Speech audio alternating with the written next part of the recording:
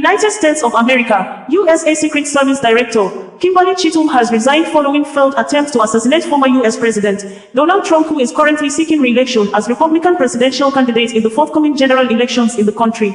Kimberly Cheatle, who on Monday appeared before a panel of investigation set up by the USA lawmakers over her job functions in relation to the failed assassination attempt on the former president, faced a lot of condemnations from lawmakers, with some calling for her immediate impeachment.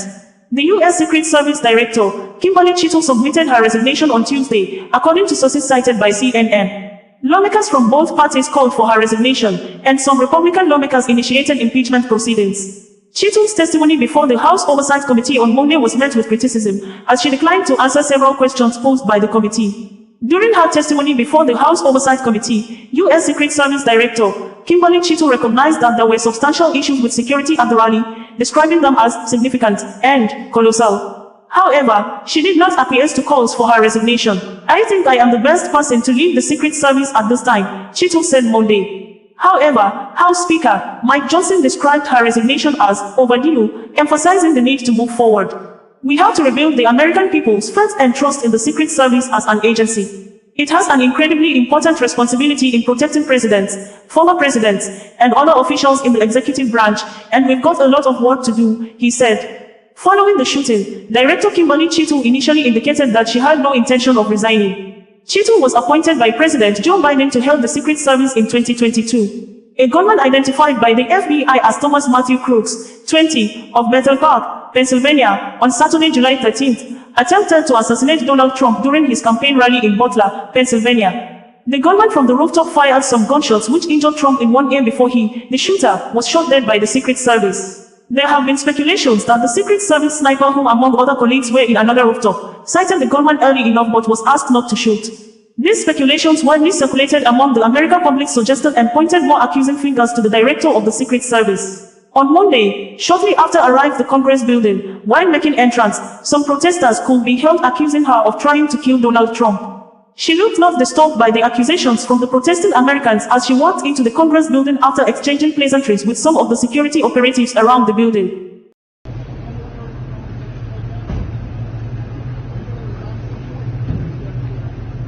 You failed, Cheatle, in assassinating Trump. You failed. Satan isn't all powerful. You're on the wrong side. You reap what you sow, Cheatle. God is good. God is in control, Cheatle. Do you have a timeline at all from any of the day? I have a timeline that does not have specifics. That's shocking. That is absolutely unacceptable. That means you are a failure at your job. Gentleman yields back. Chair now recognizes Mr. Fallon from Texas. How did a 20-year-old loner with a week's notice pick the absolute best location to assassinate President Trump when the entire Secret Service missed it? Director Cheatle, in your leadership, your agency got outsmarted and outmaneuvered by a 20-year-old. How can we have any confidence that you could stop a trained professionals from a nefarious nation state? Those are absolutely questions that we need to have. I know they're questions, but the fact of the matter is we can't have that confidence. Director, do you have the ability personally, and do you have the authority to beef up security of any of your protectees? Yes, I do. Okay. So were you also aware there was a credible threat President Trump was facing? He was facing a heightened security threat to a foreign adversary? Yes. Okay. So given that there was an increased threat to President Trump's life, was he provided a full security complement akin to what a sitting U.S. president would receive? He was provided a full complement of security based on the threat assessment that we had. That's not my question. And the venue. My question is, if he'd been the sitting president, would he have had the same security he had on July 13th, or would it have been beefed up? There is a difference between the sitting president. So your answer is he didn't. And continuity of government and the responsibility that we have. So he did not. Okay, there wasn't a CAT team, a full CAT team on site. There wasn't counter surveillance teams on site. But this is the thing. You just said you had the ability to beef up the security. You knew about the threat, and you didn't. And that's as telling as it is chilling. We have satellite images from the Butler Fairgrounds. Have you visited the site? No, I have not. 9 days and you have not visited the site. You should have been there that night. Did you talk to, that evening, did you talk to the team, the heroes that surrounded the president? Did you call them that night? They were still operational work. So that's an answer is no. Did you call him the next day? President. Yes, I spoke with. You called him the very next day, not the day of, or was it 72 hours after? I don't know the timeline, but I spoke with Okay, them because you're under oath. immediately following. I think it was 72 hours after. You waited 3 days. What is immediately clear is that there are a number of structures that need to be secured. Of these, Director, other than the first, immediate 4, what's the most dangerous site that should have been secured? Because Security 101, you got to mitigate the high ground. Yes. Okay. Do you know what the next most dangerous site? What was the closest structure to the president, other than the 4 immediate ones that you had your counter sniper teams on? There are a number of structures around that event site.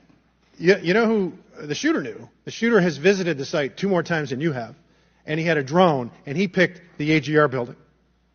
So you said, do you remember in an ABC interview you did that you didn't have people on the roof of the AGR building because you were worried about safety because of the slope? I recall that statement. Okay. Does the Secret Service have written policy you can share with us about slope roofs? No. Okay. So why'd you act like there was one? Because is it your practice to comment on enormous events of enormous national implications when you're ignorant of the facts?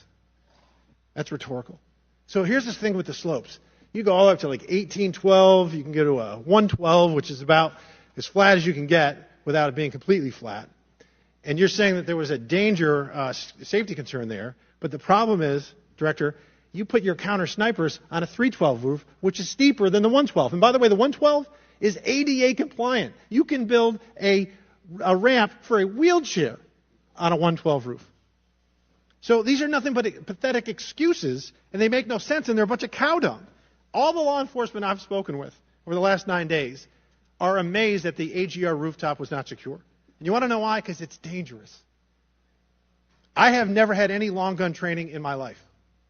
I own an AR-15, and last time I shot it one time my whole life. It was 6 years ago. That is until Saturday, where we recreated the events in Savoy, Texas, where we recreated what happened in Butler. I was lying prone on a sloped roof at 130 yards at 6:30 at night. And I knew that he had a scope. I didn't know what kind, red dot or magnified. So I shot 8 rounds from both. You know what the result was? 15 out of 16 kill shots. And the one I missed would have hit the president's ear. That's a 94% success rate. And that shooter was a better shot than me. It is a miracle President Trump wasn't killed. Corey Comparatore's life is over because that damn shooter made it on the roof. And it wasn't the roof that was dangerous. It was a nut job on top of the roof. You know what else is dangerous? I believe your horrifying ineptitude and your lack of skilled leadership is a disgrace. Your obfuscating today is shameful. And you should be fired immediately and go back to Garden Doritos. Mr. Chairman, I yield back. Welcome, Radio, bringing you the news in a more digital way.